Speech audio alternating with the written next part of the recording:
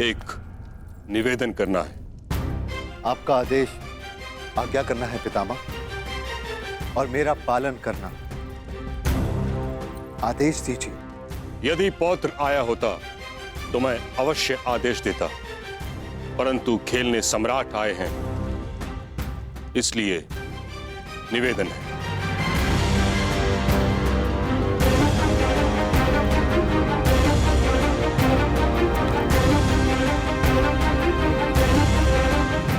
आप ज्ञानी हैं, जानकार हैं, जानते ही होंगे कि जहां वट वृक्ष न हो वहां आनंद के वृक्ष को पवित्र मानकर पूजा की जाती है। जहां गंगा न हो वहां अंजलि में जल लेकर उसे गंगा मानकर आचमन किया जाता है। उसी प्रकार हाथ में पासे लेने से द्यूत पूर्ण माना जा सकता है। यह प्रतीक यदि धर्म पर लागू हो सकता है तो अधर्म पर भी होना चाहिए। इसलिए मेरा आपसे निवेदन है, इस क्रीड़ा से उठिए और इस समारोह को संपन्न समझिए।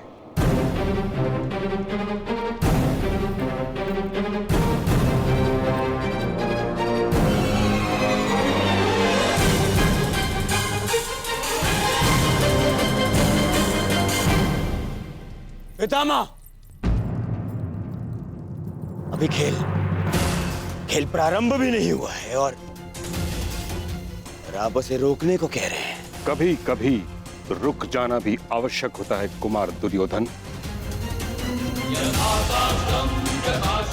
नीति में हर प्रकार के जुए को अधर्म समझा गया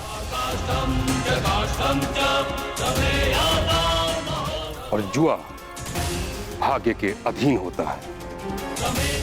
भाग्य, धर्म, अधर्म, छल, पाखंड नहीं देखता। पासा जिस ओर पड़े भाग्य उसी ओर मुड़ जाता है। इसीलिए धर्म केवल पुरुषार्थ में है।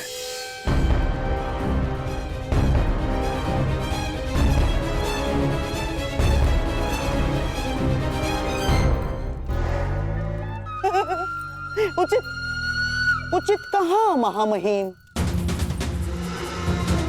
परंतु युद्ध के भांति द्यूत भी पुरुषार्थ माना गया है।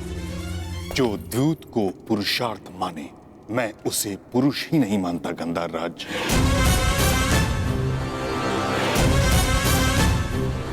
द्यूत जुआ है और जुआ एक व्यसन होता है जिसका अंत पतन ही होता है। और इस कारणवश मैं इस अधर्म को रोकने आया हूं।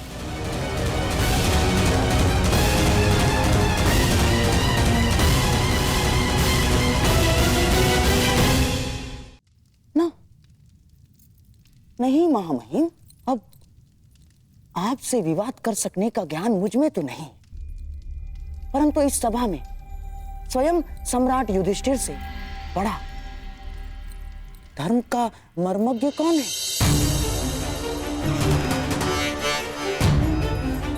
तो सम्राट से ही पूछ लिया जाए कि धर्म क्या है। कहिए धर्मराज, आज के इस क्रीड़ा के विषय में आपका धर्म क्या कहता है?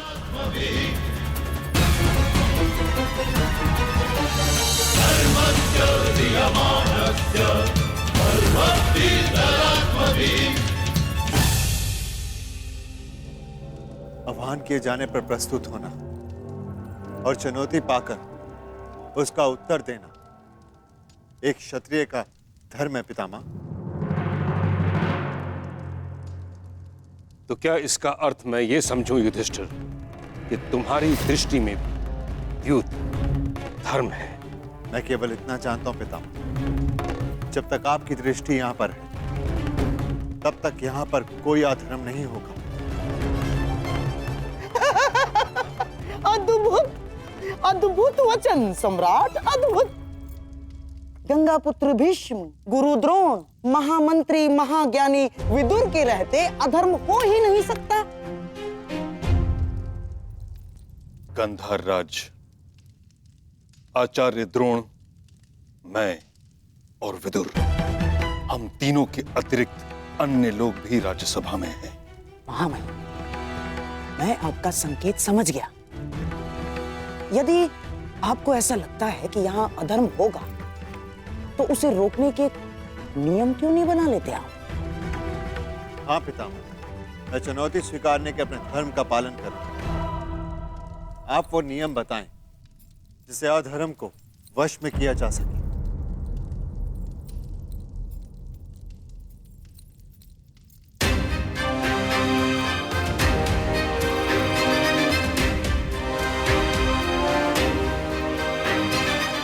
ठीक है, तो सर्वप्रथम कोई भी प्रतिद्वंदी दूसरे प्रतिद्वंदी को आगे खेलने के लिए विवश नहीं करेगा।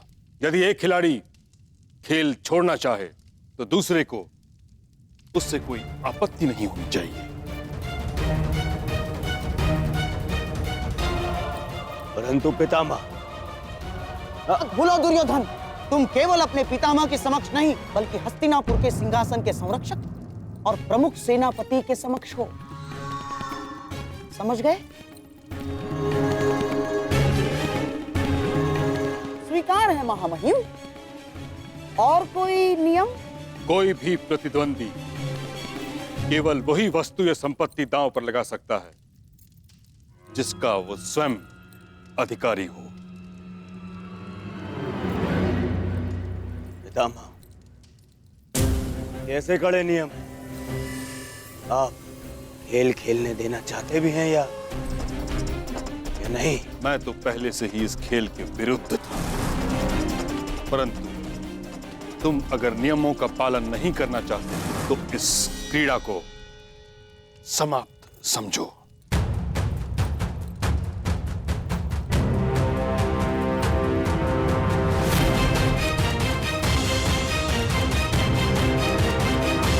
मैं तो पहले से ही इस खेल के विरुद्ध था, परंतु तुम अगर नियमों का पालन नहीं करना चाहते तो इस क्रीड़ा को समाप्त समझो।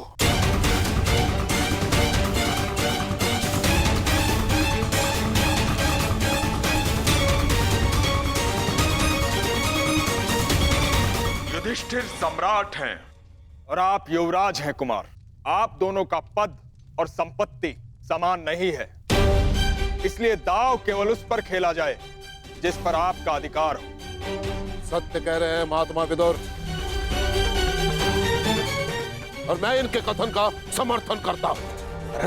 परंतु दुर्योधन, अरे इतने महान विद्वान प्रकांड पंडित नियम बना रहे हैं तो हमें स्वीकार है। मामा, इन सबको इन्हीं के नियमों में बांधेगा तुम्हारा मामा आज। स्वीकार है। महामहिम, हमें आपके सारे नियम स्वीकार हैं।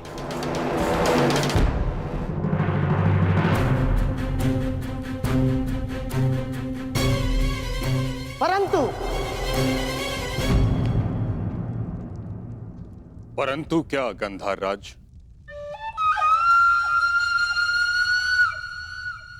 मुझे भी कुछ नियम चाहिए।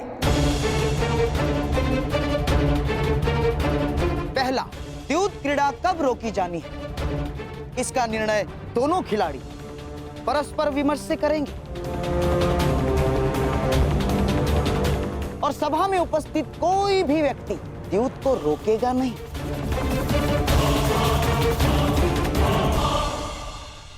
मुझे शकुनी के इस नियम में कोई आपत्ति दिखाई नहीं देती। स्वीकार है। धन्यवाद महाराज।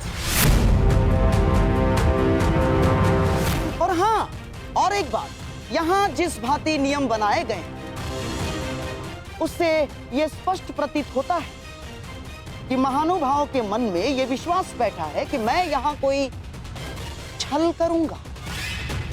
इसीलिए मैं चाहता हूं कि जब तक द्यूत क्रीड़ा चलेगी, सभा स्थल को छोड़कर कोई नहीं जा पाएगा।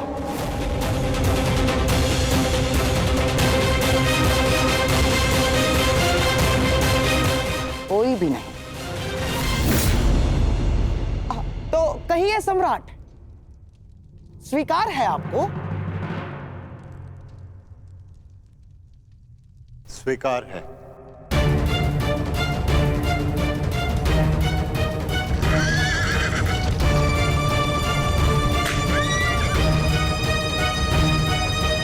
ठहरो, अभी नहीं। मेरे नियम अभी समाप्त नहीं हुए हैं गंधार राज। आदेश कीजिए महामहिम।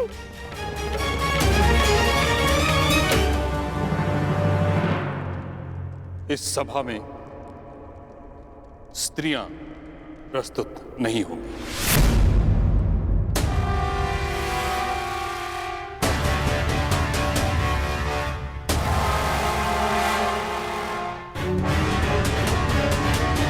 ये कैसा नियम है महामहिम? सम्राट खेल रहे हैं तो साम्राज्ञी का यहाँ होना आवश्यक है। ये सारा मनोरंजन उन्हीं के लिए तो हो रहा है। परंतु मनोरंजन के साथ साथ द्यूत कभी मन की निराशा का कारण भी बन जाता है। बिल्कुल ठीक कहा मां महिम ने। और वैसे भी शास्त्रों के अनुसार एक स्त्री केवल और केवल अपने पति के साथ ही चौसर खेल सकती है और किसी के साथ नहीं। और यदि ऐसा ना हुआ तो मैं सर्वप्रथम इसका विरोध करूंगा। ठीक कहा गुरुद्रोण ने। जुए में लाभ, हानि, जय, पराजय होती ही है और हानि का सबसे अधिक दुख स्त्रियों को होता है। जब ये मनोरंजन के कारण है तो किसी को दुख क्यों दिया जाए?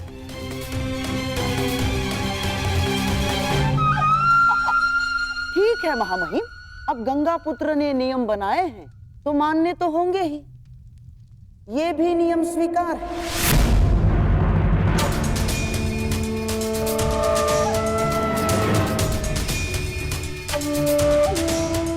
स्वीकार है दुर्योधन। परंतु महामहिम, ये चौसर का खेल बहुत लंबा है और मेरे प्रिय भीम को बहुत भूख लगती है और मुझे प्यास, और यहाँ इतने अतिथि गण भी उपस्थित हैं। तो मेरा निवेदन है कि भले ही राज स्त्रियां सभा में ना आए, परंतु दासियों को यहाँ आने की और स्वामी की सेवा करने की अनुमति मिलनी ही चाहिए।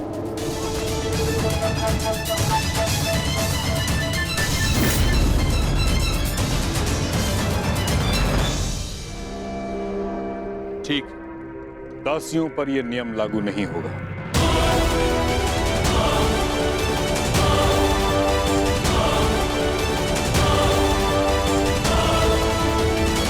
मेरा भी एक निवेदन है सम्राट। मेरी ओर से पासे मामाश्री फेंकेंगे।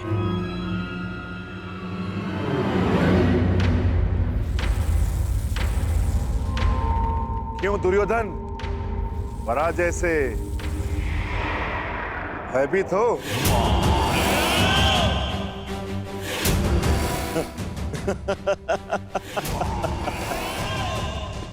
नहीं भ्राता भीम, मैं सम्राट की विजय से भयभीत नहीं, परंतु क्या करूं, इस समय मेरे हाथ पासे फेंकने के सक्षम नहीं।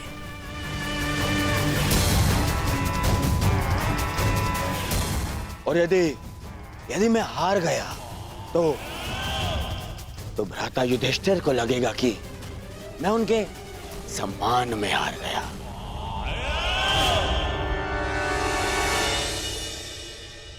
परंतु क्या द्यूत में यह नियम है कि पासे कोई और चले?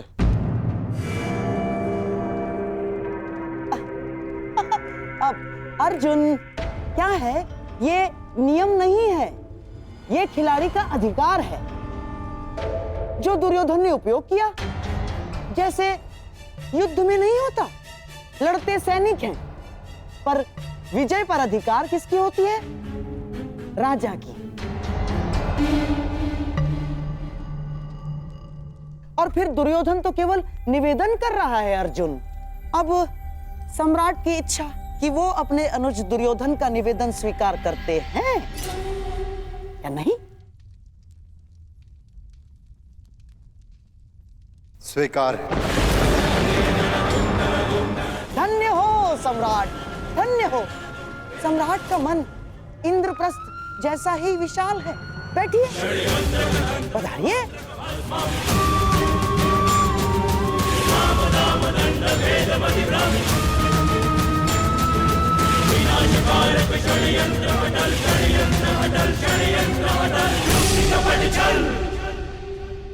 अब मेरा राज स्त्रियों से निवेदन है कि वो अंतःपुर की ओर प्रस्थान करें।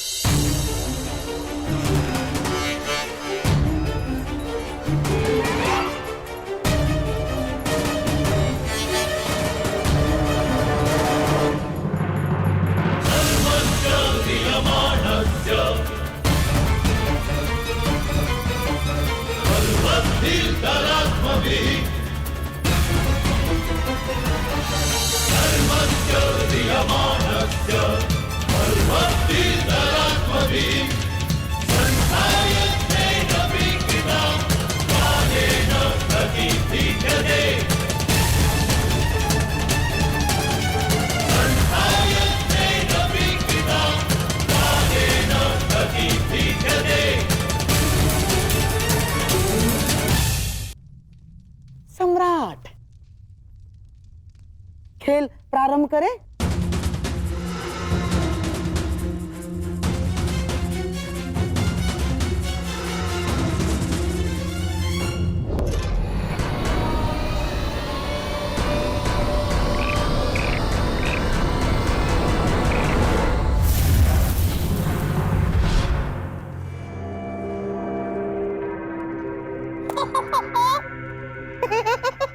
पहले ही चाल में पाव मारा।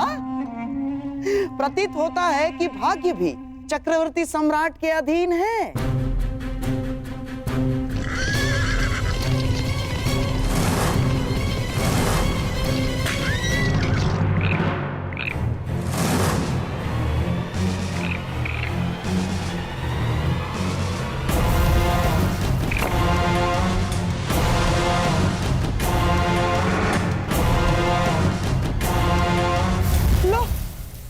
भाग्य तो पलट गया।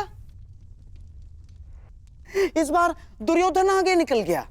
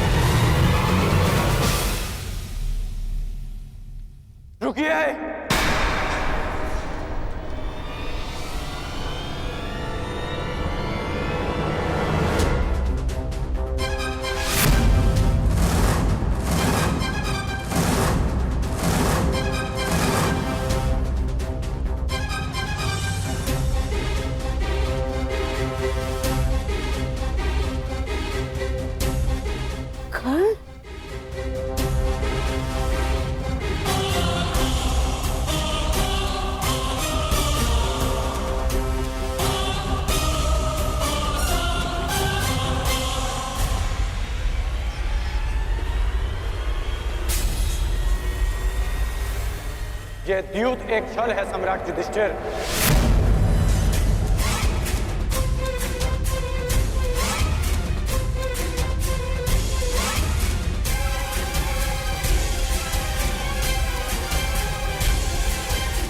गांधार राजद्यूत में आपका सब कुछ छीन लेना चाहते हैं।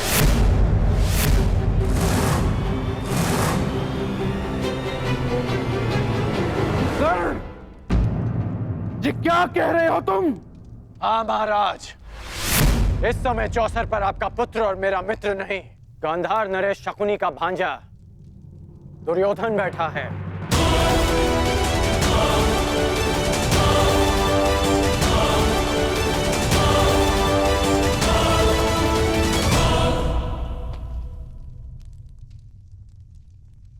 मित्र, रुक जाओ मित्र, अभी भी कुछ नहीं बिगड़ा। हर कर्म के अपने फल होते हैं मित्र, हर क्रिया की प्रतिक्रिया होती है। हम वही काटते हैं जो हमने बोया है। और तुम कुछ ऐसा मत बो देना मित्र जिसका दुष्परिणाम भविष्य को काटना पड़े। सच्चा मित्र सिर्फ वो नहीं होता जो हर मार्ग पर आपके साथ चले, बल्कि सच्चा मित्र वो होता है जो आपको कुमार्ग पर चलने से रोके। अद्भुत अंगराज, अद्भुत। अपने मित्र के विरोध में जाने को तुम मित्रता कहते हो?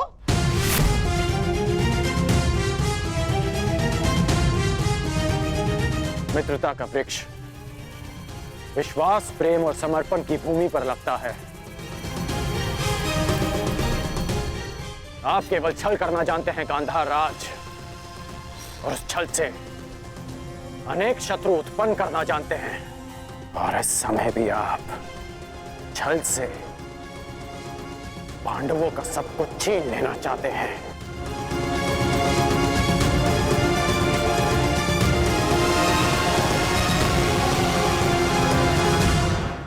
छल से पांडवों का सब कुछ छीन लेना चाहते हैं। वाह अंगराज, वाह। अब मैं इसे क्या कहूं? महान मित्रता या फिर सबसे बड़ा मिथ्या आरोप? ध्यान से देखो इस चौसर को अंगराज। सम्राट युधिष्ठिर दुर्योधन से सब कुछ जीतने से केवल एक पग दूर है। तुम्हारा ये परम मित्र दुर्योधन अपना सब कुछ हारने की सीमा पर खड़ा है, और तुम मुझ पर और दुर्योधन पर छल का आरोप लगा रहे हो।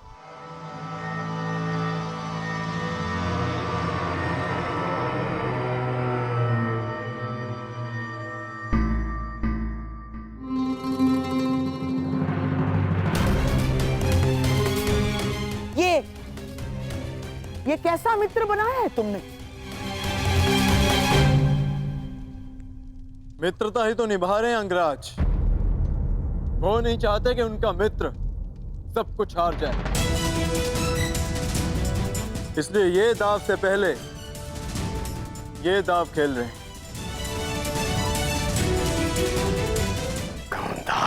कर्ण, ये क्या कह रहे हो तुम?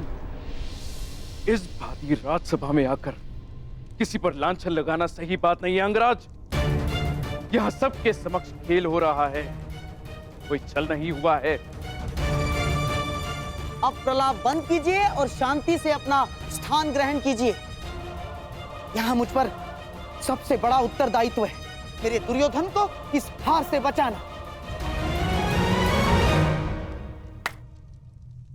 चाहिए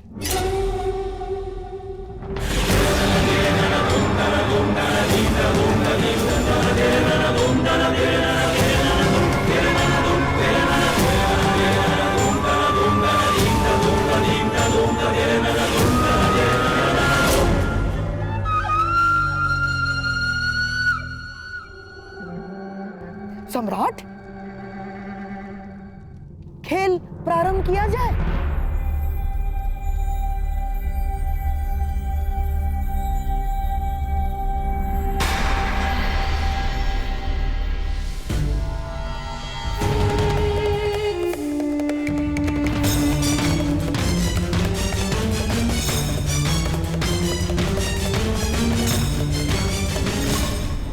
बधाई हो जयेश, बधाई हो। आप विजयी हुए। अब बताइए अंगराज, क्या ये छल है?